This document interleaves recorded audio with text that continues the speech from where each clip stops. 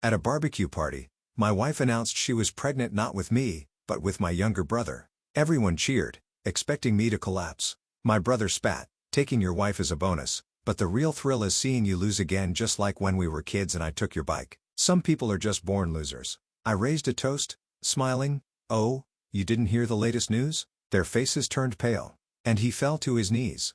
I discovered my wife was expecting, but the baby wasn't mine. It belonged to my younger brother. The real punch in the gut? My own mother knew all along and tried to sweep it under the rug. She apparently thought I was better equipped to handle the fallout, because I had the stable income, the house, the future. Once I confirmed the betrayal, I wasted no time filing for divorce and gave the full story to my father. He took charge after that. I'm 31, working as a project manager for my father's construction company based in Phoenix. I've been grinding since I was 15, starting from the bottom and moving up the ranks across various sites. I earn about $85,000 a year, not including bonuses, and I own a home I purchased pre-marriage, which is appreciated by nearly 6 figures. My ex-wife Elena, 29, works as a nurse and makes around $70,000 annually. We met when she was still in nursing school. Back then, she seemed focused and ambitious. I believed we were on the same path. Looking back, I realize I overlooked some warning signs early on, like how she openly flirted with a bartender the first night we went out. My father, Roberto, is the classic self-made man. He began in construction at 18, hauling lumber and hammering nails, while taking night classes to better himself. He clawed his way into large-scale commercial builds and built the company through sheer effort and discipline. He has no patience for laziness or excuses. My mother, Nora, couldn't be more opposite. She left her low-level office job early and now fills her time with shopping sprees and gossip, while treating my younger brother, DK, like he's the second coming. She keeps up appearances in public but quietly stirs drama at home. DK, now 26, has gotten by purely on charm without doing much of anything. My dad brought him into the business with a basic office role, just answering phones, for $55,000 a year, hoping it would motivate him. It didn't. DK walked around acting like the company should be grateful just because he showed up. Over time, my dad tried putting him out in the field, under the scorching Arizona sun, thinking the hard work would shape him. But DK rarely lasted more than a shift. Meanwhile, I was doing the heavy lifting, learning electrical, carpentry, concrete work, drywall. By 20, I was managing housing developments. At 24, I earned a promotion based on performance. DK, in contrast, retreated to the office, where he played the role of executive, flaunting flashy designer clothes and driving a leased BMW like he'd made it. At family dinners, Mom praised DK for basic things like showing up on time while I was managing million-dollar builds. When I bought my house, DK made snide comments about me being lucky. When I got promoted, he called it nepotism, ignoring the decade I spent earning it. 2 years ago, DK ran into financial trouble. Credit cards, car loans, the usual. Dad loaned him $1,150 with the promise of repayment. DK made a couple of payments, then defaulted. More excuses, no accountability. Early in my marriage, Elena and I worked well together. I handled finances and home repairs. She cooked and managed our social life. Sundays were special. Her meals reminded me of my grandmother's kitchen. We had plans. Real ones. After our 3rd anniversary in October 2022, we started trying for a baby. She went off the pill. We tracked her cycle and even picked out names. Then, in January 2023, Dad landed a huge hospital renovation. 6 months, $2 million. It was our biggest job ever, and I was put in charge. Hospital construction is intense. Tight regulations, constant inspections, zero margin for error. I was working long hours, nights, and weekends. At first, Elena supported me. She'd bring dinner to the site and talk about our future. We planned to use the project bonus to pay off the mortgage and start investing. But then something changed. She started spending more time with a co-worker, Sophia, a fun, outgoing travel nurse. Suddenly, Elena was out 3 or 4 nights a week, and our routine fell apart. I was too buried in work to realize what was really going on. By February, Elena's schedule got suspicious. She used to work 3 regular shifts a week. Now, she was claiming extra hours, surprise trainings, and sudden emergencies. Meanwhile, DK began checking in when I wasn't home, bringing her coffee, fixing things I hadn't gotten to yet. At the time, I thought maybe he was finally growing up. Maybe the added responsibility was helping him become more reliable. I had no idea that while I was running the biggest project of my career, my brother was sleeping with my wife in the house I had built for us both. At first, I thought DK's new behavior was growth. He ditched the flashy clothes, started showing up to work on time, even put in extra hours. Dad was starting to believe DK was finally stepping up, and I let myself believe it too. When the hospital project wrapped in March, early and under budget, I was ready for things to return to normal. It was a huge win for the company. But coming home, I quickly realized something had changed. Elena was still constantly working late, covering shifts, dealing with sudden emergencies. Except now that I was around more, I noticed strange things, like the $200 she withdrew every Friday. When I asked, she brushed it off. Girls' nights. I use cash so I don't overspend. It sounded reasonable, until I remembered how we used to track every expense together. Now she was taking out money weekly without saying a word. Then there was her phone, always in her hand, smiling at the screen. But the moment I walked in, she'd lock it or flip it over. I asked who she was always messaging. The answer was always the same. Work group chat. Nothing important. By April, I started noticing physical signs too. Elena was throwing up every morning. I asked if she was okay. She blamed a stomach bug at work and told me she was seeing a doctor, but insisted I shouldn't come. She didn't know I'd been tracking her cycle ever since we started trying for a baby. She was 3 weeks late. That had never happened before. When I brought it up, her reaction was explosive. "Why are you monitoring my body like I'm some experiment?" she snapped. "I can handle myself. Stop trying to control me." Her outrage came out of nowhere, especially considering we'd been tracking everything together for months. The shift was glaring. At the same time, I noticed something odd about my mom. She stopped calling our house phone and started talking to Elena directly. Their calls were long, whispered, and always private, out in the yard, behind closed doors. Once I heard my mom say, "He can't find out," through the bedroom door. My mom and Elena had never been close. Suddenly they were thick as thieves. One day I walked into the kitchen while they were on speakerphone. My mother's tone immediately shifted. "Oh, Kevin's home? We'll talk later," she said, and hung up. That moment flipped a switch in me. I started paying attention to everything. Elena's hospital stories stopped making sense. She'd claimed she worked a 12-hour trauma shift, but she'd come home looking fresh. No blood, no antiseptic smell, no exhaustion. It didn't add up. Then one Tuesday in April, my truck broke down, and I caught a ride home with one of my foremen. I walked in around 2 p.m., 5 hours earlier than usual, and heard laughter. Elena was laughing in a way I hadn't heard in months. I rounded the corner and found her sitting far too close to DK on the couch. Their posture screamed intimacy. When they noticed me, they jumped apart like guilty teenagers. Elena's face went pale. "What are you doing home?" DK fumbled, spilling his coffee. "I was just in the neighborhood. Thought she might need company." He handed me a coffee, trying to play it off as thoughtful. I didn't say a word. But inside, I was burning. That night, I couldn't sleep. My gut told me the truth was right in front of me. Her erratic hours, the hidden calls, the pregnancy symptoms. DK suddenly playing the concerned brother-in-law? It was all starting to make sense. The next morning, I dug in. I checked DK's company truck records. We tracked every vehicle through GPS. Over the past few months, his log showed him visiting our neighborhood repeatedly during my work hours, and places like upscale restaurants and hotels in Scottsdale. None of it tied to any projects, and that was just the beginning. Then I pulled up our shared calendar. The overlap was immediate and undeniable. Every time DK's truck appeared somewhere suspicious, Elena's schedule suddenly changed too. Extra shifts. Last-minute calls from the hospital. Emergencies that couldn't wait. I didn't stop there. I dug into our joint bank account, going back 4 full months. The pattern was impossible to ignore. Every Friday, she withdrew exactly $200 in cash. And now I noticed payments to luxury restaurants and boutique hotels in Scottsdale. On days she claimed to be pulling doubles at the hospital. $180 at Fleming's on a Wednesday. $220 at the Four Seasons for tea on a Thursday when she said she had training. $95 for brunch at a hotel bistro on a Sunday she supposedly covered a sick colleague's shift. I started logging everything. A detailed daily account of her stated plans versus what the data showed. The more I documented, the clearer it became. To confirm my suspicions, I called her hospital.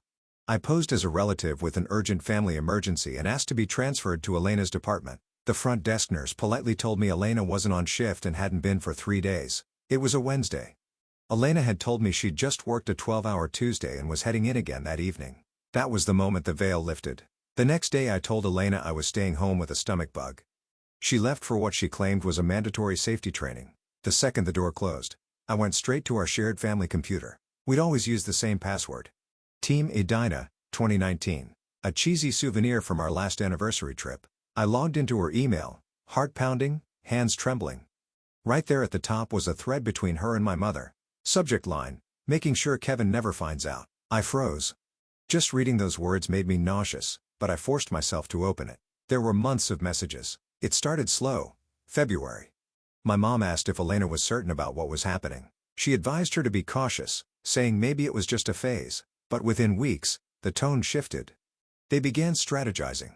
My mother was actively coaching her on how to lie to me. Suggestions for excuses, what shifts to claim, when to say she was stuck at work. Even offering her house as a rendezvous location when my dad had late meetings or golf games. One email from March hit like a freight train. Roberto's tea time is Thursdays at 2. He'll be gone until at least 6. If you park behind the alley, DK can come through the garage side door. I'll make sure no neighbors notice anything. Another. Say you're working a night shift Tuesday. Roberto will be with clients until 10. The house will be empty. DK told his roommate he's on a job site overnight. Then came the discussion about the pregnancy. In April, Elena had a confirmed appointment with her OB/GYN, 8 weeks along, but there was uncertainty about the father. My mother's reply was vile. Doesn't matter. Let Kevin think the baby's his. He'll step up. DK isn't ready for a child. Kevin has the job, the house, the stability. He'll make a better father anyway. Another one. Derek isn't built for real responsibility. This works out best for all of us. You get financial security. DK doesn't get tied down. Kevin gets what he's always wanted. A family. Elena pushed back, unsure. But what if Kevin notices the baby looks like DK? What if he figures it out? My mother responded coldly. We'll deal with it later. Just keep him convinced everything's normal. Sleep with him often enough to keep the timeline plausible. I sat there for hours, reading every word. My pulse wouldn't slow down.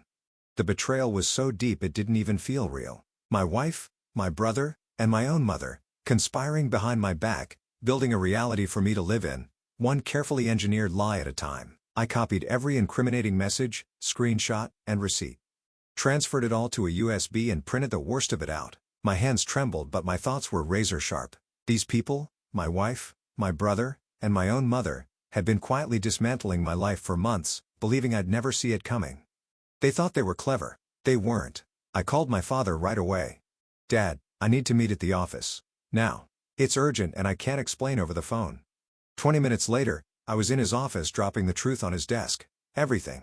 Elena's affair, the pregnancy, DK's involvement, and the fact that Mom hadn't just known about it, she'd helped coordinate it. My father said nothing for a long time. He just sat there, absorbing the weight of it all.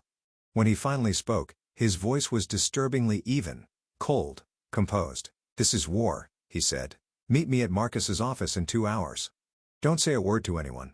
We're locking this down legally before anything else. Marcus Chun had been our corporate attorney for years. A meticulous man with a reputation for being absolutely ruthless in court, especially during divorces. Dad had already called ahead. Marcus had cleared his calendar.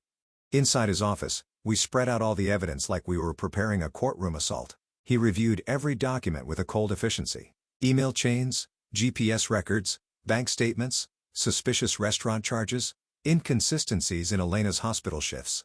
After 20 minutes, he looked up and gave a nod. The house is untouchable. You bought it pre-marriage. It's yours alone. And with what you've brought me, we can move fast and shield your assets before this explodes. His advice was direct. Move all joint funds immediately. Protect my retirement accounts. Record every interaction. No confrontations until the legal structure was secured. I left his office and drove straight to the bank. I transferred $95,000 from our joint savings into my personal account, leaving $5,000 behind so it wouldn't seem suspicious.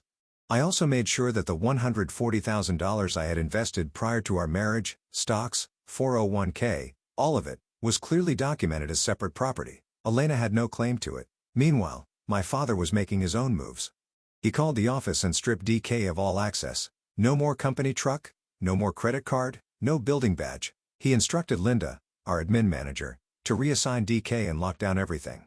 By Monday, DK's keycard wouldn't open a single door, and his truck wouldn't even start. I shut down every joint credit card except for one with a $2,000 cap, just in case she tried to retaliate financially. I also revoked her access to my personal accounts. Every move was calm, strategic, and within the law. That same night, while Elena was in the shower, her phone lit up with a message from DK. Been waiting for a moment like this. Can't wait to see you tomorrow at Mom's. Dad's working late, so we'll have the place to ourselves again. Don't forget to bring what you picked up yesterday. It was confirmation. Not only was the affair still active, it was intensifying. I took a screenshot and forwarded it to Marcus. That text was the final nail. I called my father and told him it was time to set the trap. We were going to host a family dinner at my house Saturday night. He understood without needing the details. He contacted my mom and DK separately and told them I had a big announcement to make. Something worth celebrating.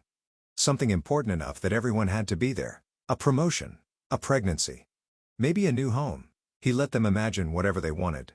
I casually told Elena about the dinner on Friday evening. The second I mentioned DK would be attending, she stiffened. Her smile faded. "What's this about?" she asked. "Why are you planning a family dinner out of nowhere?" "Thought it'd be nice. Some good news to share," I said with a smile. She pushed again. "Do I need to cook something special? Is it serious?" "Nothing to worry about," I replied. "I got the food covered." She didn't like that answer. "You're scaring me, Kevin." "Relax, you'll find out tomorrow." The next day, Saturday, April 29th, I prepped the house like I was setting a stage. At my place sitting at the table, I placed a manila envelope containing the divorce papers. I prepared a second envelope for my father, this one holding printed emails, including the most damning messages between Elena and my mother. I also wrote out a certified check for $15,000 made out to my dad. The exact amount Mom had guilted him into lending DK during one of his financial emergencies. He deserved to be made whole before everything blew up. Elena was visibly unsettled all day. She kept circling the kitchen asking me over and over what this announcement was. I just told her to wait. I made my signature tri-tip roast with chimichurri, our go-to meal for family dinners. I wanted everything to feel as normal as possible, right up until it didn't. Mom arrived first, gave me her trademark performative hug, and immediately asked where Elena was and what the big surprise might be. Dad walked in behind her, expression unreadable, and simply nodded at me.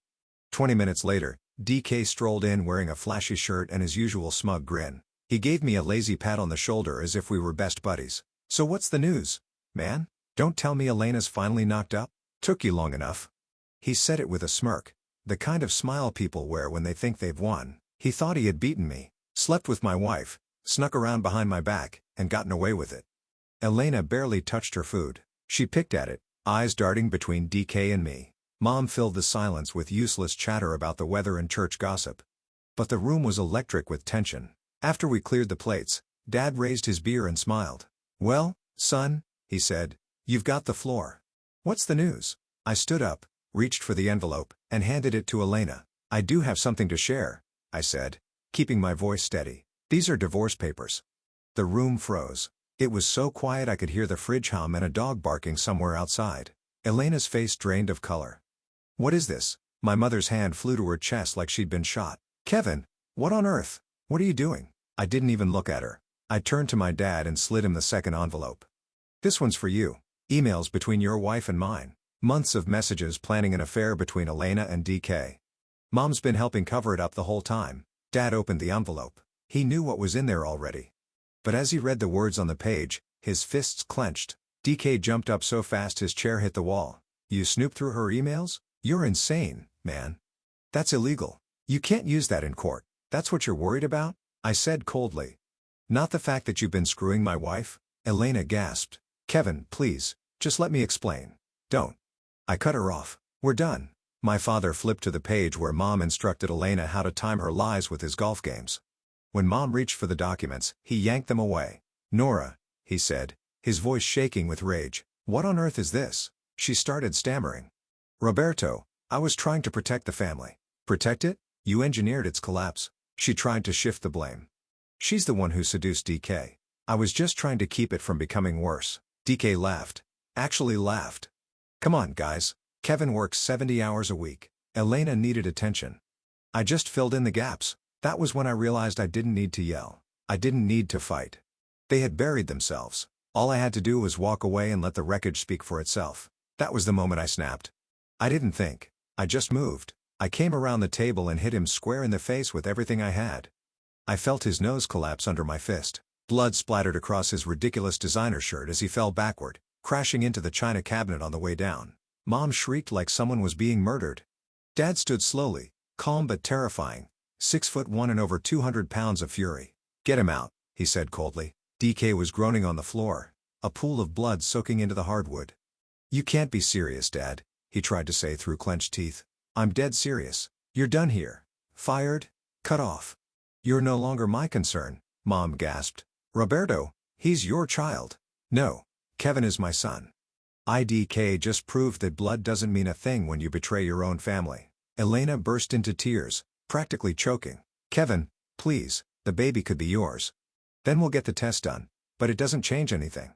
You and we're finished. I handed my father the check I'd prepared. This is for the loan you gave him, the one he'll never pay back. You deserve better. He stared at the check, then looked at DK bleeding on the floor, then at Mom, who was trying to pull him up off the ground. His voice was like ice. Nora, get your coat. We're leaving. You and I need to have a long conversation. After they were gone, the house fell into a silence that somehow felt louder than the chaos had. There were broken plates on the floor, a dining chair in pieces, blood on the floorboards. The divorce papers still lay open on the table. Elena sat there frozen, eyes red, makeup smudged. What now? She asked in a whisper.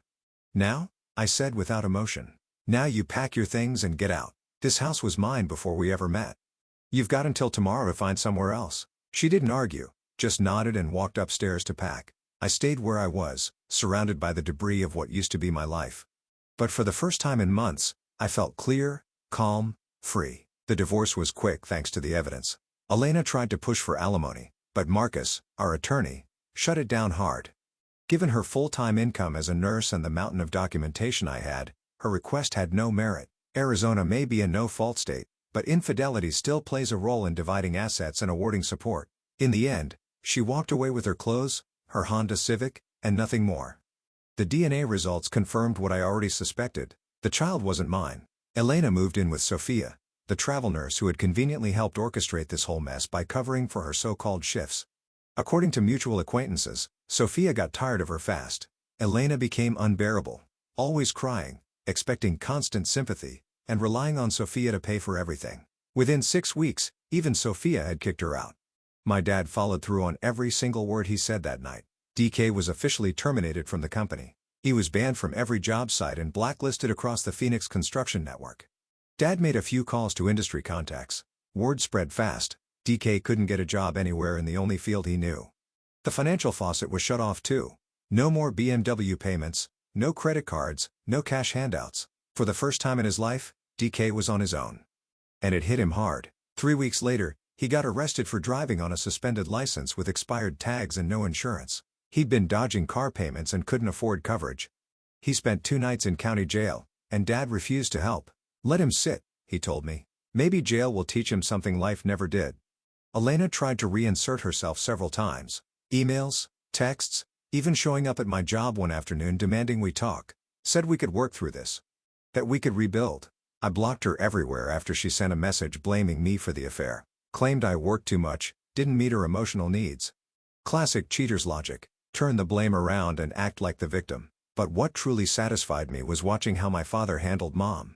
He didn't just explode, he went tactical. Turns out, he'd had suspicions for a while. Noticed odd spending patterns, strange behavior. After learning everything, he had Marcus conduct a full audit of their finances going back 2 years.